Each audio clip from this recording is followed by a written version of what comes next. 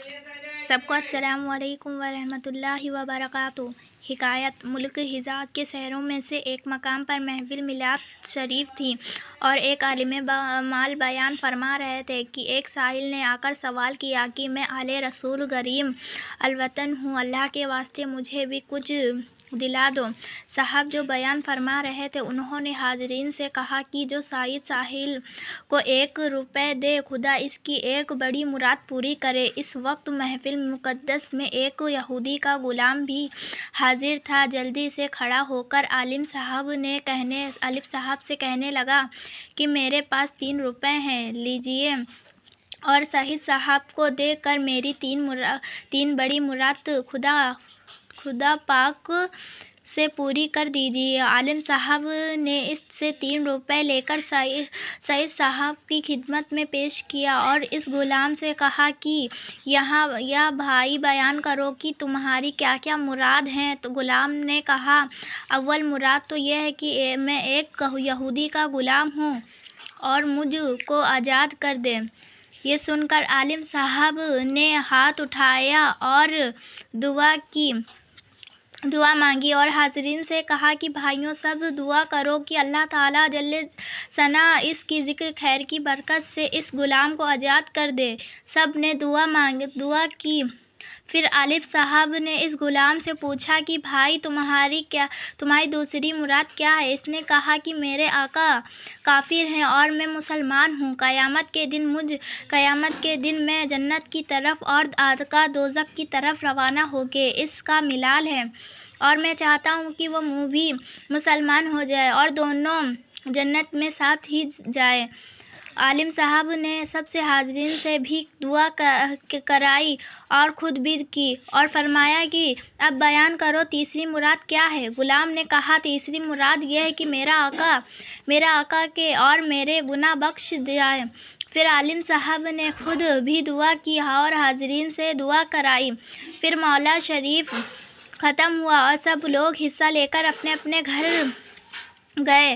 وہ غلام بھی اپنے آقا کے پاس حاضر ہوا۔ اس نے غلام سے دریافت کیا، تو کہاں گیا تھا؟ بڑی دیر میں آیا۔ غلام نے کہا، جناب میں آج بڑی بھاری سوداگری میں تھا، آج میں نے بڑے انمول سودا خریدے ہیں، اس وجہ سے دیر ہو گئی۔ یہودی کو غلام کی باتوں سے سخت حیرت ہوئی کہ یہ ایک مفلس کلچ آدمی تھا۔ اس نے کہا، ایسی تجارت کی؟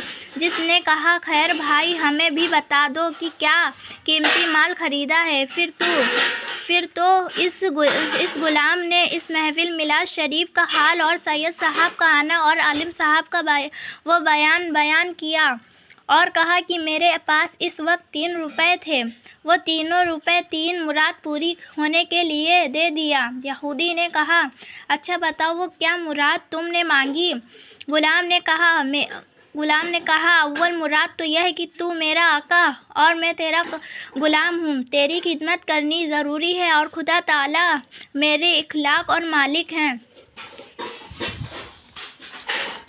اس کی عبادت بھی لازم ہے، اس لیے چاہتا ہوں کہ اس کا آقا حقیقی کا غلام ہو جاؤں اور تو مجھے آزاد کر دے۔ جو کہ وہ مقبول وقت میں دعا مانگی گئی تھی، اس لیے عصر کا تیسرا پہلا ہی نشہ ازد پہنچ چکا تھا۔ یہودی نے کہا، لے بھائی جا، میں نے تجھ کو آزاد کیا، اب دوسری مراد بتا اپنی کیا ہے؟ غلام نے اسلام عرض کیا اور عرض کی، اے آقا، نہ مرد دوسرے مرد ہیں کہ میں نے مردے تک حضور کا نمک کھایا ہے اور میں مومن ہوں اور تو کافر ہے۔ قیامت کے دن میں جنت کی طرف اور تو دوزخ کی طرف روانہ ہوگا، اس لیے میں دوسرے روپے دے کر دعا کیجیے کہ میرا آقا بھی مسلمان ہو جائے اور میں آقا اور دونوں جنت کی طرف ساتھ جائیں۔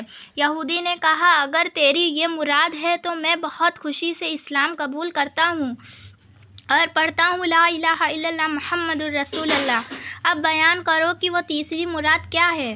غلام نے کہا، وہ تیسری مراد یہ ہے کہ میرے اور آپ کے گناہ اللہ پاک جل ثناء بخش دے۔ یہ سن کر آقا خوش ہوا۔ پھر اس رات کو وہ نو مسلمان خواب میں کیا دیکھتے ہیں کہ اللہ پاک جل ثنا ارشاد فرماتے ہیں کہ شاباش، تجھ کو جو بات تیری اختیار میں تھی، یعنی غلام آزاد کرنا اور خود مسلمان ہونا، وہ تو نے کیا، اور تیسری مراد غلام کی ہے کہ تیرے اور تیرے غلام کے گناہ بخش جائے، وہ میرے اختیار میں ہے، لے یہ تیسری مراد بھی غلام کی پوری ہوئی۔